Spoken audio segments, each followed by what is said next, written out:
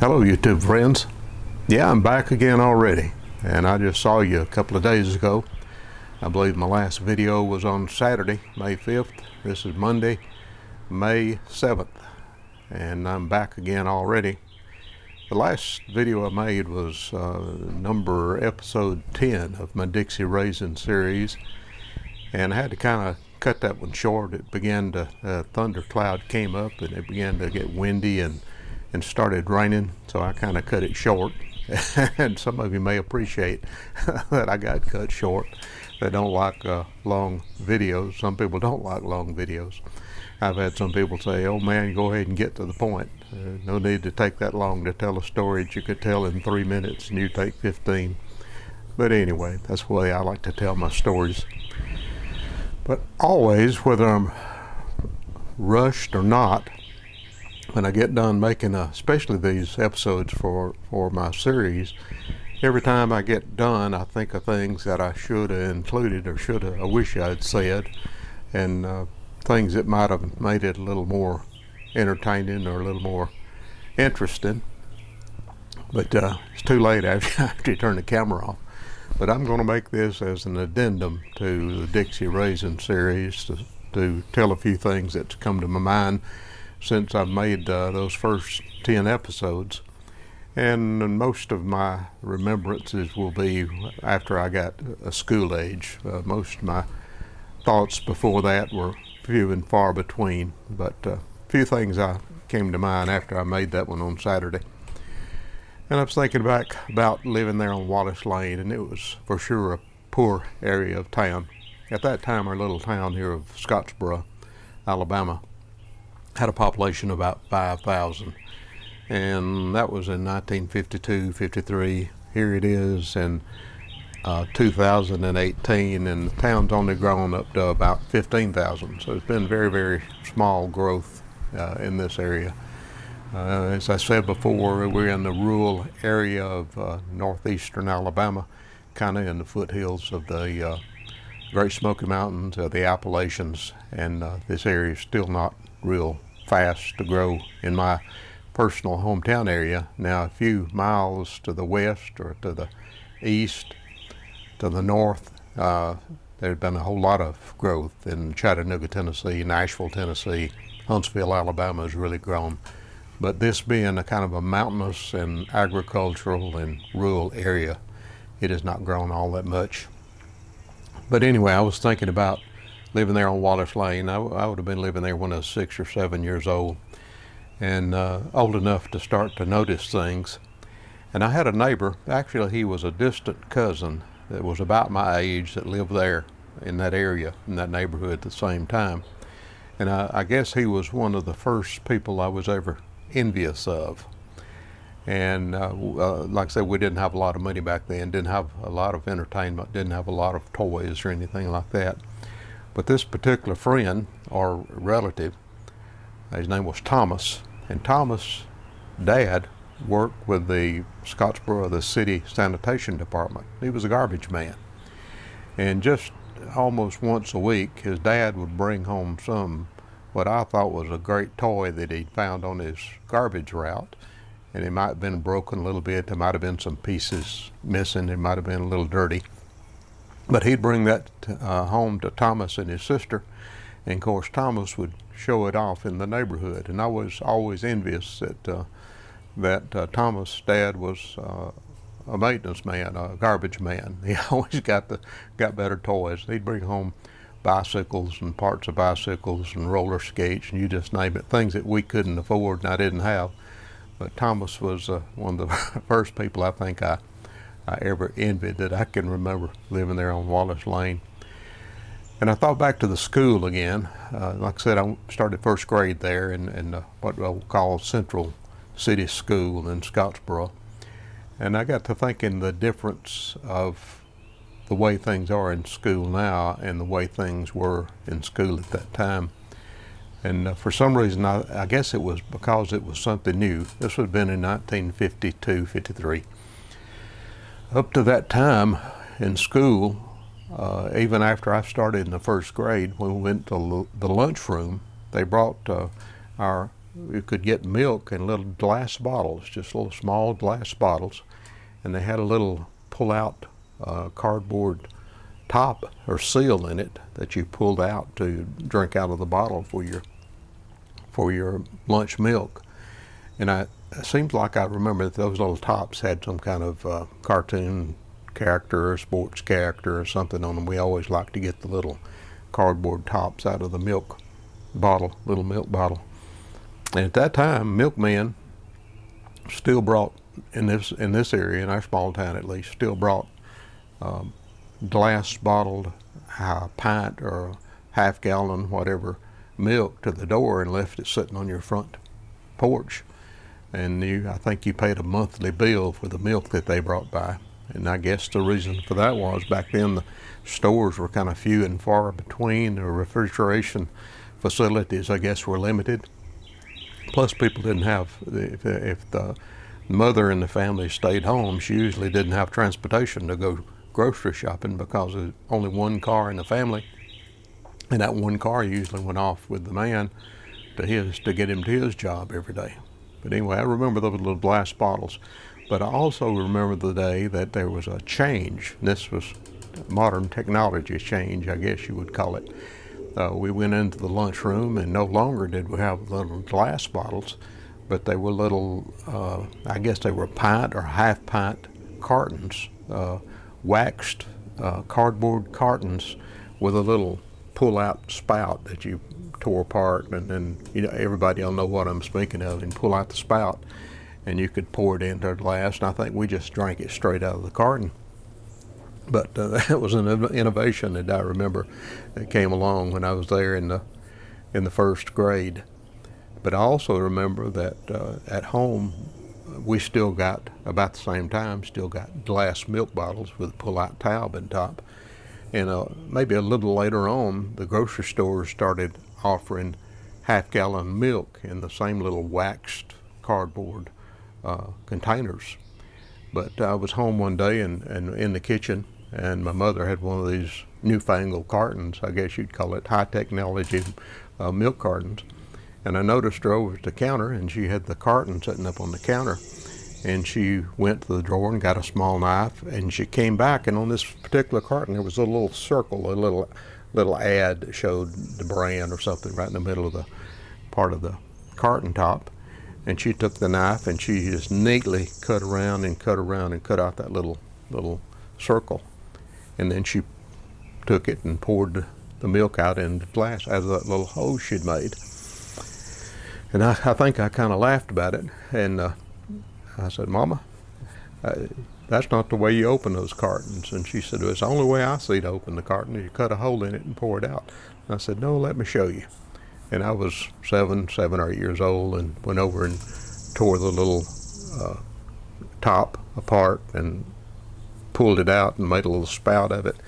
And I remember how amazed she was that was built into that carton. I don't know how long she'd been taking and cutting that circle out, but anyway, we caught up with modern technology in the kitchen that day, and I remember that from my mother. Thinking back again, there in the old elementary school where I started, it's been torn down years ago, and I think I have a photo of it here I may try to show.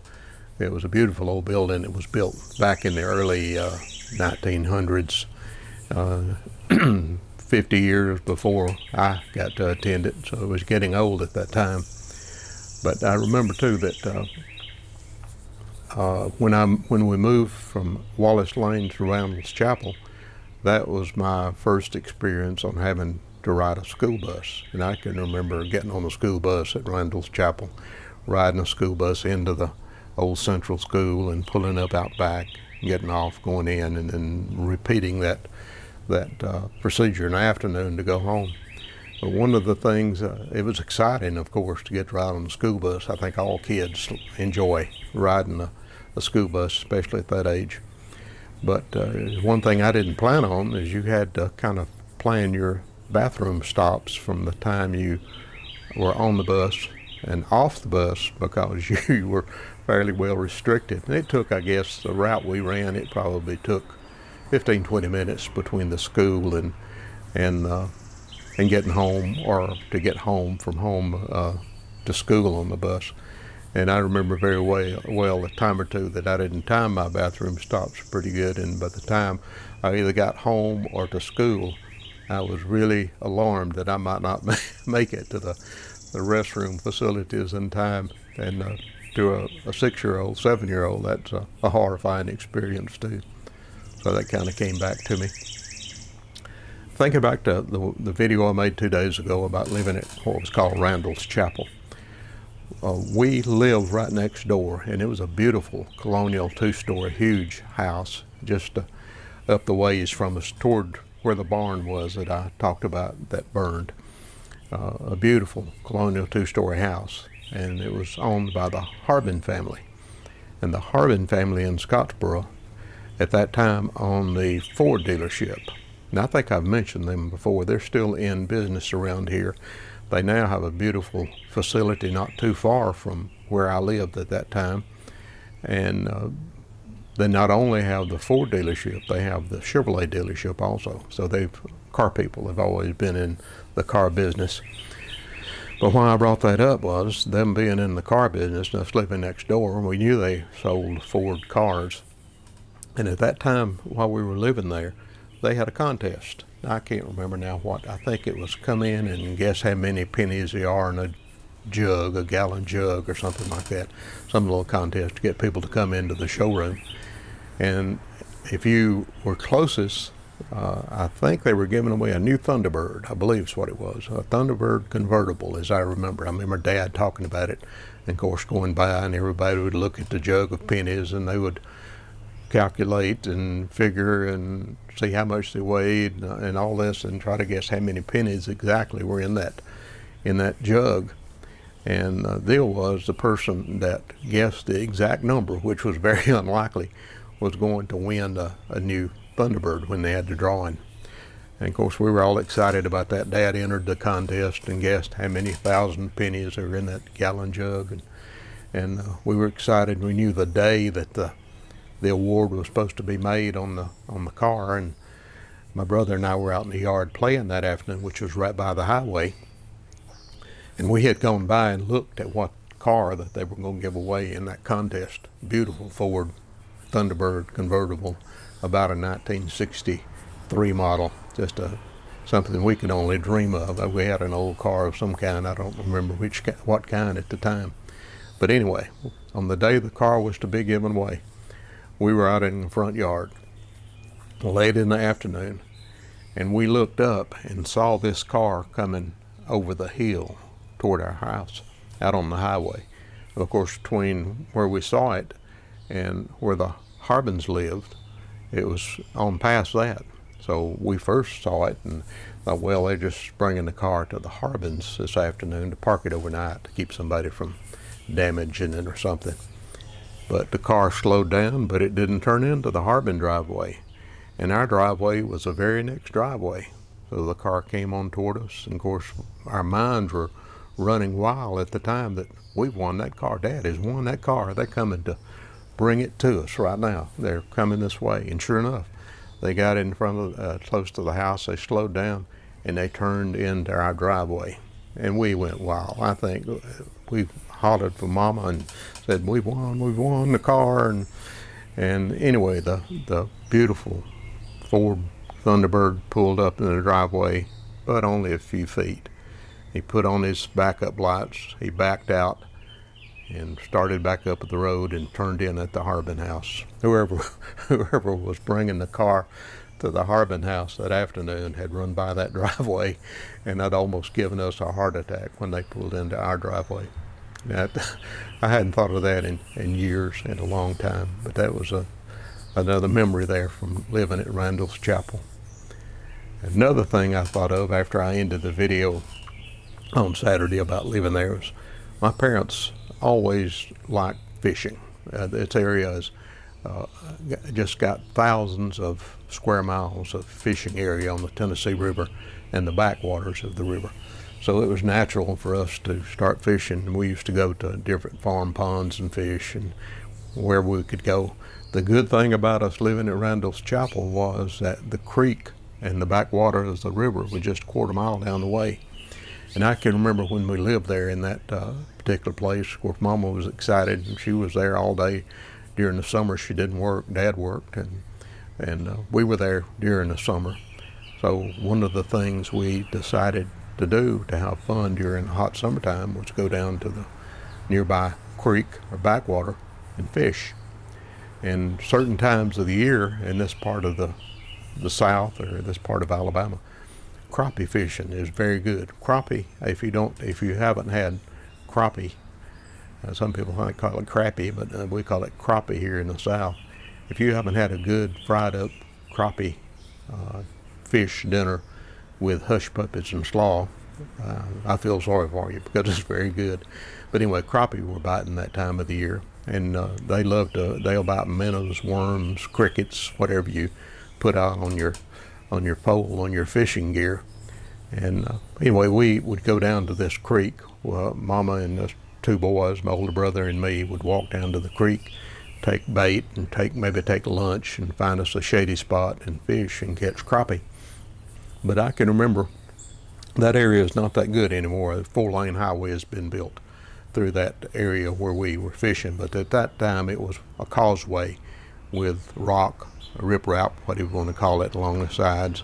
And it was a great place to go crappie fishing. You could walk down close to the water and stay away from the bushes and have a good place to fish.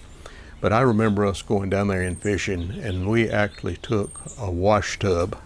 I don't know how many gallons of wash tubs. I may show a picture of one, but a big galvanized wash tub with us. Went down there and put water in it and fished, and would have to wait until the afternoon for my dad to come in to help my mother carry the wash tub back to the house full of crappie. I don't know if there was a limit at that time or not, but we would half fill up a big tub of fresh crappie from down there fishing. Just had a ball. And it's long been a memory of mine that we got to spend that time fishing with my mother. Of course, we fished a lot with Dad too when he was not working. And later on, I'll tell about some of those early morning fishing adventures. But you might say, well, why would you need so many fish? Wouldn't they ruin? And it's a big job to clean, to get those fish. You got to scale them and gut them and remove fins or fillet them or something to make them ready for the skillet. And it's a lot of work to prepare live, well, they're not live when you prepare them, but fresh fish for cooking. Yeah, some of you may have done that and know it's a pretty good job. But anyway, we wouldn't waste any of them. We'd clean every one of them. And we would have some of the best fish fries that you can imagine from that, just walking a quarter mile down the road and having a great time catching them, and then bring back and prepare them and have fried crappie, fried brim. I guess we had some bass in there with hush puppies and fresh slaw or whatever you had, French fries, whatever you had to go with them. But that too is a good memory, that we spent that time there fishing together and enjoying that, plus putting food on the table. And I suppose the ones that we didn't eat right away, and there was some left over, that we gave those fresh fish probably to neighbors or relatives or whatever. None of them went to waste for sure. So there again, that's a great memory from living in that area. Things that I didn't think about the other day, and there's got to be many more. And it's interesting to me, and my memory, of course, I think got better. Things that I noticed that affected me or cared about as I normally got older, I paid more attention to and remember more. But there are things like that are stuck in my memory forever, and I've got to enjoy that experience with my mother and brother multiple times and still do, thinking back.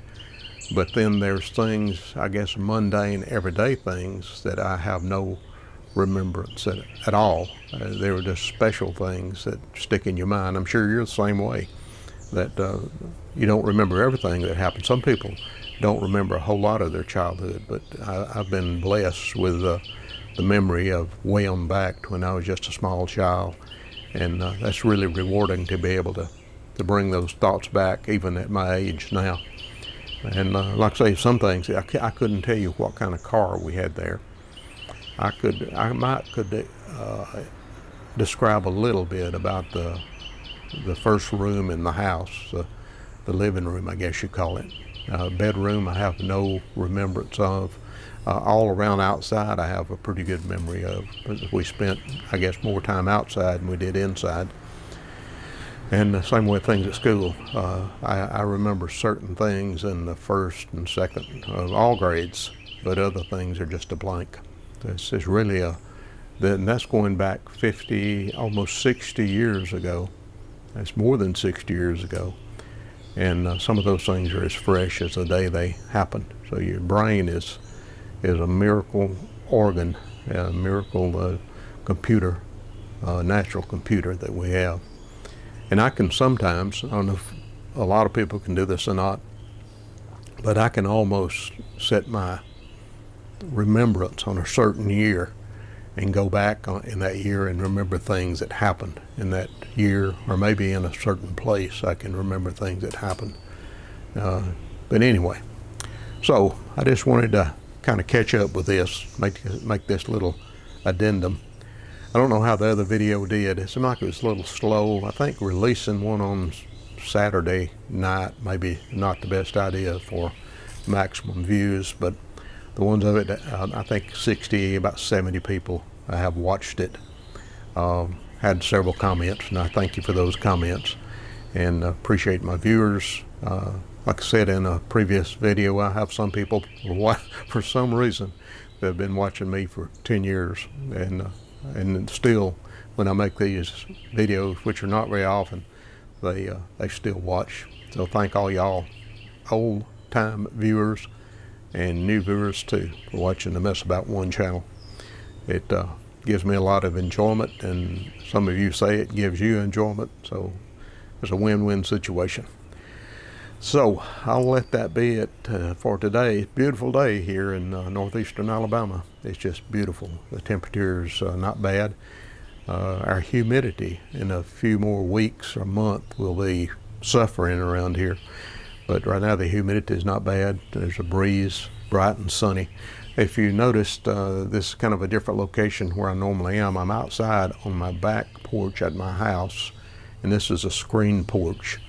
And what you're seeing back behind me maybe is entrance to our den area, living family room area, whatever people call it nowadays. So that's where I am. And I sit out here and watch the birds and the squirrels, and I have some stories to tell about my birds and squirrels as we go along.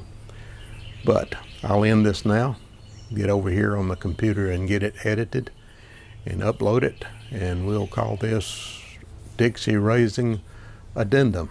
I won't put a episode number on it because it's kind of in between episodes. It's just me remembering some things that I'd forgotten to mention in the last few videos. Thanks for watching. Richard Matthews, Mess About One, Scottsboro, Alabama. I'll see you later. Bye.